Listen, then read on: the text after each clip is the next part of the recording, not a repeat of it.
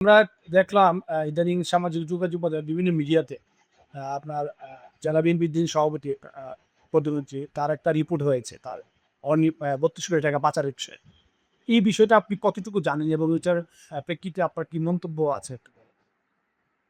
ধন্যবাদ আপনাদের সাংবাদিক ভাইদের যারা এই বিষয়টা নিয়ে চাইছে। আমি আসলে এই বিষয়টা নিয়ে কথা বলতে ইচ্ছুক ছিলাম না। আসলে এই বিষয়টা আ পাচারের বিষয়। বিষয়টা বাংলাদেশ ব্যাংকের মাধ্যমে অনেক আগের প্রশ্ন। অর্থাৎ ১৮০০ সনে সম্ভবত ১৮-১৯০০। উনি এই সময় ওইটার ডিরেক্টর ছিলেন। আমি যতটুকু উনার সাক্ষাৎকারে মারফত জাতীয় ১৮০০ সনে যদি টাকা পাচার বেড়ে থাকে, এই বিষয়টা ২০২৬ সনে কেন আইসা প্রেপারেশন? হ্যাঁ। নাম্বার ২ উনি এই সময় ডিরেক্টর ছিলেন এবং উনি সম্ভবত এদিক থেকে রিজাইনও করেছেন। তো তার উপরে কতটুকু শীতের বস্তা সেটা আইনগত বিষয়। নাম্বার ৩ হইছে যে এই বিষয়টা উনি মাননীয় মন্ত্রী।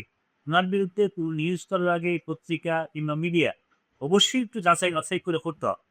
যেহেতু যাচাই-বাছাই না করে একটা পত্রিকা এবং গণমাধ্যমের অনেকগুলো পত্রিকা সেই কাজটা করেছে। অবশ্যই তাদের বিরুদ্ধে ক্ষতিপূরণ মামলা কিংবা মানহানির মামলা করা উচিত। এটা মামলা না করলে এটা নিয়ে বাজারে কথা উঠবে যে কিরে ঘটনাটা কি ঘটলো আসলে। তা আমি মনে করি যে মাননীয় মন্ত্রীর পক্ষে যারা আছে এবং উনার পিএস সহ তারা এই কাজটা করা উচিত।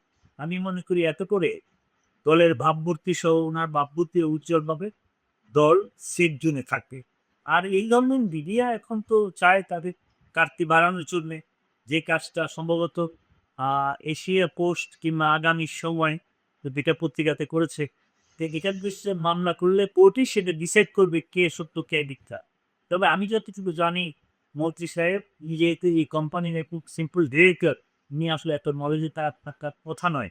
আর ঘটনাটা আরো ৭-৮ বছর আগে।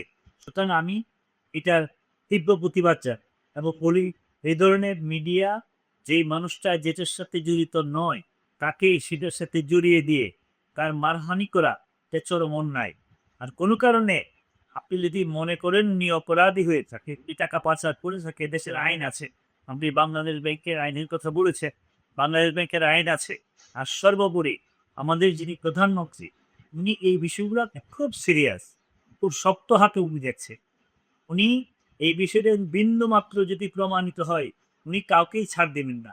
সে আমি জেলা পরিষদের প্রশাসক হই, উনি মন্ত্রী হোক কিংবা আরো মন্ত্রী হোক, আপনি জানেন যে গত ১৭-১৮ মাসে উনি স্ট্যান্ডিং কমিটির নেতাদেরকেও শোকজ করেছে এবং উনি দলের কর্মকাণ্ডের উপর কত বড় নেতাকে শোকজ করেছেন, সেটা পড়লে নাম শেষ করা যাবে। সুতরাং আমরা চাই এই ধরনের হলুদ মিডিয়ার কাজগুলা না করে সঠিক তথ্য দিয়ে যদি অপরাধ আমাদের হয়ে থাকে, সঠিক তথ্য দিয়ে সেই কাজটা করবে দয়া করে দলের ভাবমূর্তি ক্ষুণ্ণ টয়লেটে কাফিলা সাংবাদিক ভাইরা আপনাদের মধ্য দিয়ে যেটা না হয়। কারণ আপনারা হচ্ছে বাংলাদেশের দর্পণ। আপনাদের মধ্যে এই জাতি একটা সুন্দর কিছু আশা করি।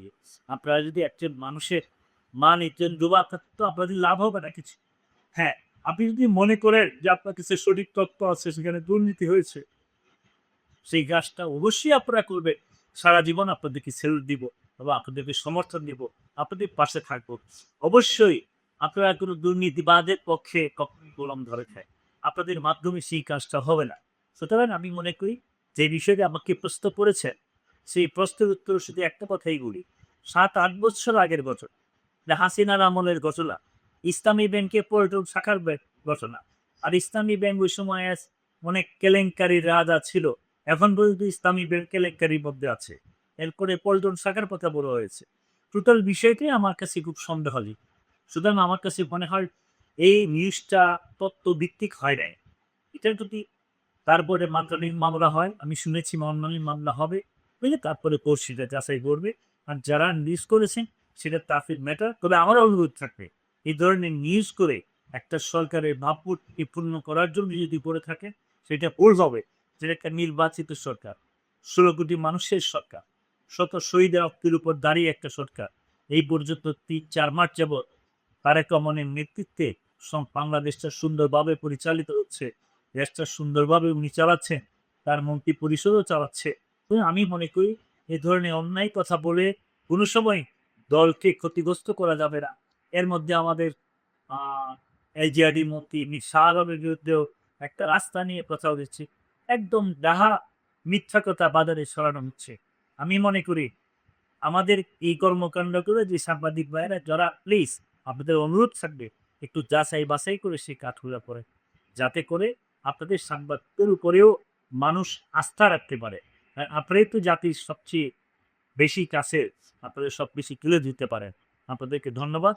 ভবিষ্যতে এই বিষয়টি কথা বলার কথা থাকবে। আমার স্পষ্ট কথা, আমি এই ধরনের ভুল সাংবাদিকতায় বিশ্বাস করি না।